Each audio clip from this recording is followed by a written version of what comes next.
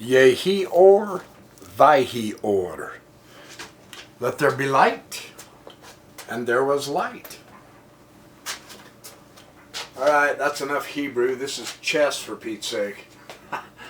Welcome to the Backyard Professor Chess videos. I had one of my subscribers, I believe his handle is Palenko from Slovenia, asked me if I heard about this game, Vaganian versus Planinec. Planinec was a Slovenian Grandmaster, and he just recently died. Unfortunately, I guess later on in his life he had some health problems. But he played this game back in the 1970s, and this is probably one of his most famous games. So I'm going to just give you my impressions and share a couple of ideas. And it's very interesting that we have yet another game dealing with a theme that I have talked about. Well, several themes. Because as we go through Grandmaster games, we begin to see the patterns of what is helping them win. If we can incorporate their patterns into our games, that improves our chess. This is awesome, right? Let's get on with this. D4, knight f6. Planinec pulls the knight out first. C4, C5. Knight f3. C takes d4, and the knight takes d4. So once again, fight for the center. We know that happens in literally every game we play. We don't have to keep emphasizing that. E6, being cautious and yet centralized. Knight c3, stand up at attention, kid. Knight c3, bishop b4, developing, hitting a knight. We've seen stuff like this before. Knight, bishop b4, knight to d to b5. Outpost knight. Planinec castles.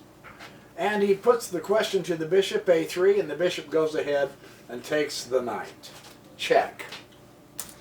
He had moved his knight up, and now he moves his knight back. Uncheck. No, that's not what you say in a tournament, I promise. Don't say that. You'll sound like an idiot, like I do all the time.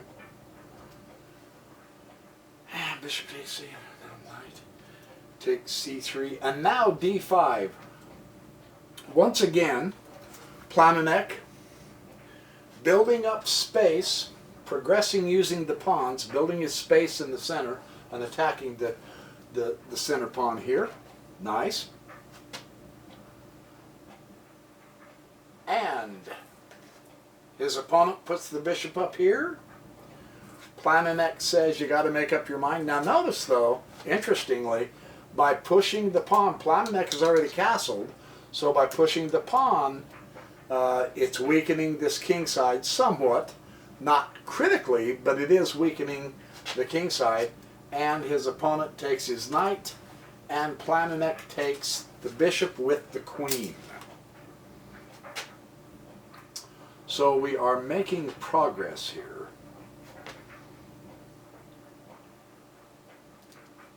So now we notice one of the imbalances is they each have a bishop and a knight. A bishop and a knight with their minor pieces. At this point, the queen is better developed than his opponent. So I'm just talking out loud briefly. C takes d5. E takes d5. He has an isolated pawn, but not for long, because Planinec's opponent took the pawn. So this is kind of an interesting looking look, isn't it?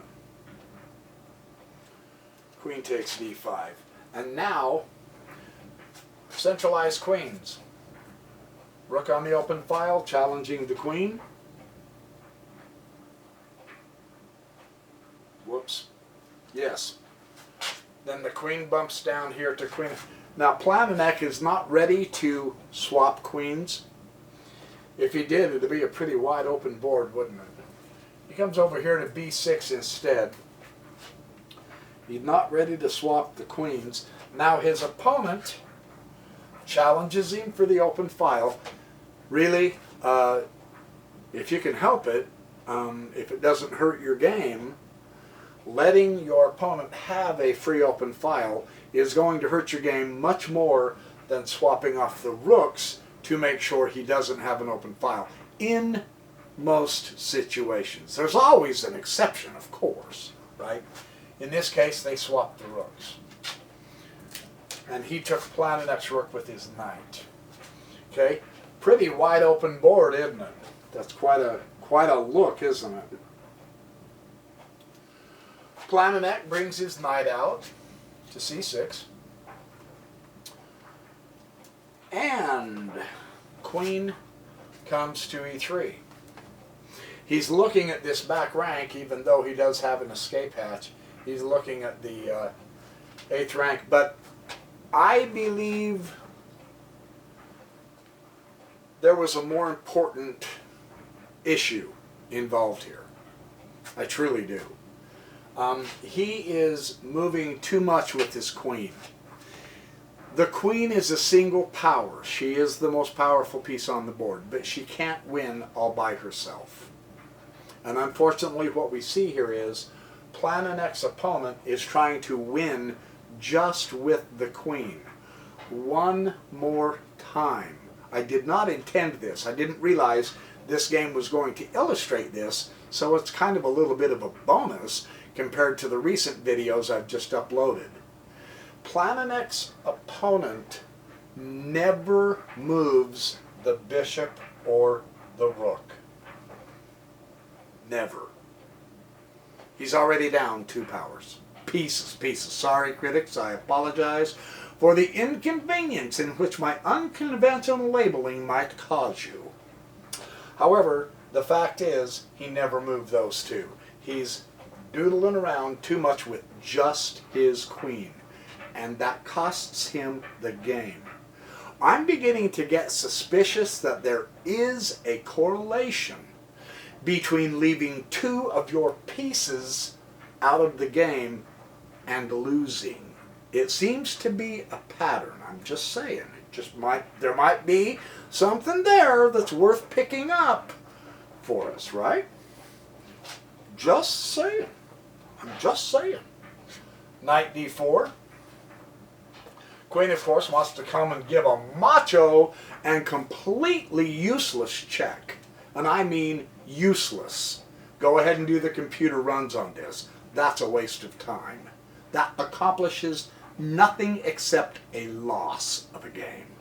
He should instead, in my very uninformed, ignoramus, amateur, no good at chess opinion, he should really truly bring out those pieces and castle.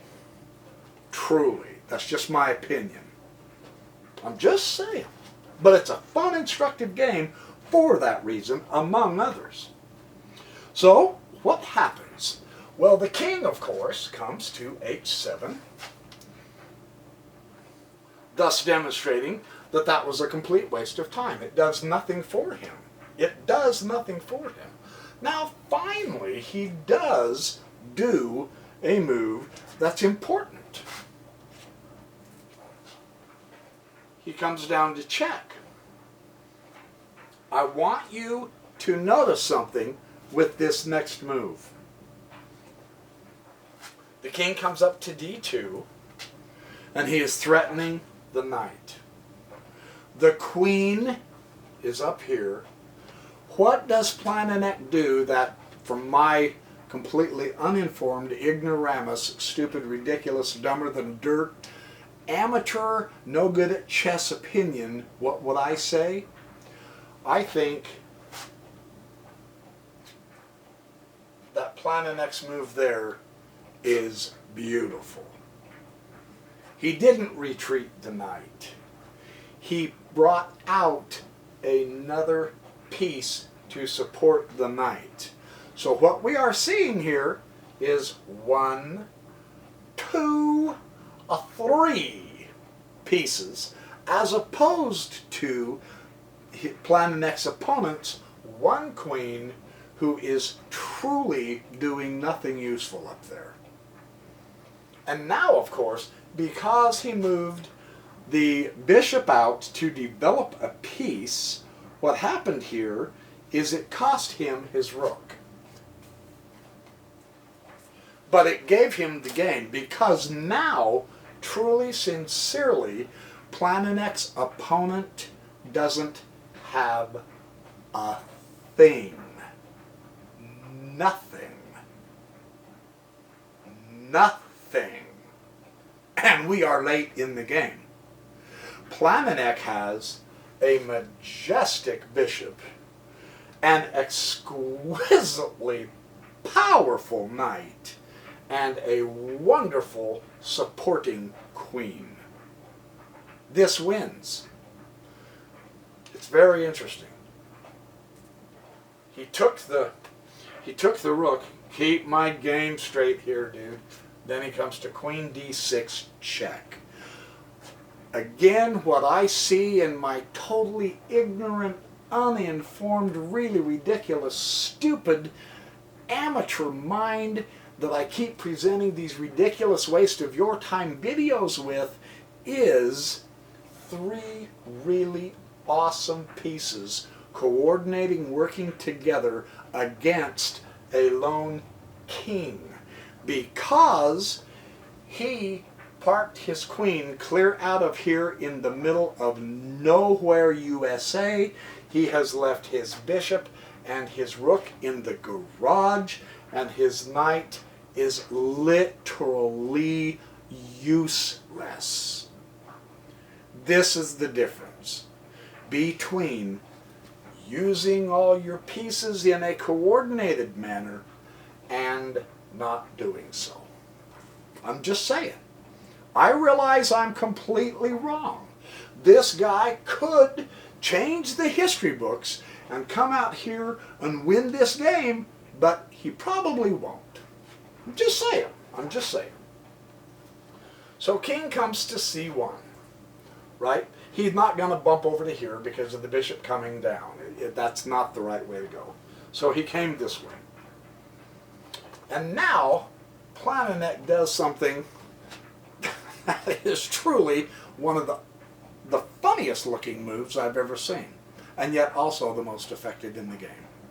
He drops his rook right down, or his knight, I mean, right down there in the middle of the corner. You know, that poor pony is stuck in the corner, and he's the most powerful piece on the chessboard right now. Well, maybe not right now, but that's the perfect spot for that pony. I promised another one of my viewers that I would raise the ire of my critics, because how dare I call knights horses? That is pure horse feathers. No moron in his right or left mind would ever condescend to call a knight a horse. And so one of my viewers said, well, I like the name ponies too, so for you, that pony is right where that pony wants to be. And you'll see why.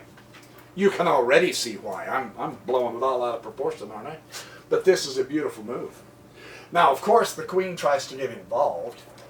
Hey, take a pawn. Yeehaw! Get back into the game. You are way too late. She came to the opera too late. The fat lady has sung. And the way she sung is, check. That is one of the most unique queen sacrifices I have ever seen. That is beautiful. That is fun. And you go, huh? Queen sac... What the hell? Let's play it out, just so you can see this. Check, and now Planinec goes mate. He's got the square covered here. He's got the check to the king, and he's got the square covered here. The king can't go anywhere, so it's checkmate. And what brought about this deliciously, truly artistically unique checkmate was because of the cooperative dancing of several pieces uniquely combining and coordinating, while apparently his opponent did not see the need to bring out his full army. He thought one queen would overwhelm. But once more, man, this is a very important lesson. I suspect as you begin to look into Grandmaster games, you will see this happen again and again. So there is your chess, Backyard Professor Chess video. Thanks for watching. Thanks for taking the time. Thank you for all your comments. You guys are absolutely over the top awesome. I love all of you. This is so much fun. I can't stand it.